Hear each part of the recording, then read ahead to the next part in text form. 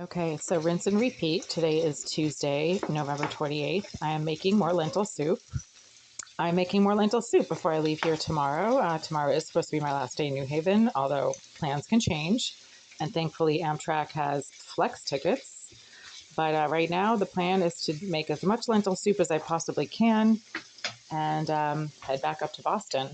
So right now, I've got all the ingredients chopped up, and we also have the broth and herbs, lentils, and stay tuned, folks, because this is not finished yet, and you're going to see a giant, beautiful pot of lentil soup in a few minutes once I finish sauteing all these vegetables, the tomatoes, the onions, and I also have to throw in a couple cloves of garlic.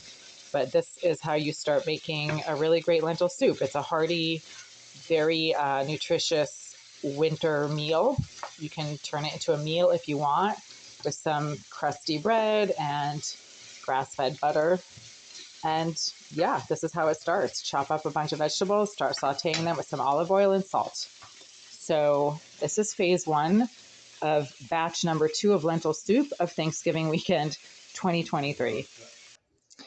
Okay, so once your vegetables have been sauteed for about 15 minutes and have softened up, you want to add 2 quarts of chicken stock into a large pot and some water, as the recipe calls for. Just dump that chicken stock in there, and then you're going to put in all your ingredients into the boiling water. So as you can see, this is Swanson chicken broth, but you can use any kind of chicken broth or even vegetable stock if you prefer a more vegetarian option. And then you just bring it to a boil. I need to find my, here we go. Stir it a little bit. Sometimes I put olive oil in the water, just a little bit, just to add a little flavor. Boil, add ingredients. And here we go. We have a final pot of lentil soup. It took about 2 hours to make start to finish. It cooked for an hour. The lentils are soft. You probably don't want them to be too chewy.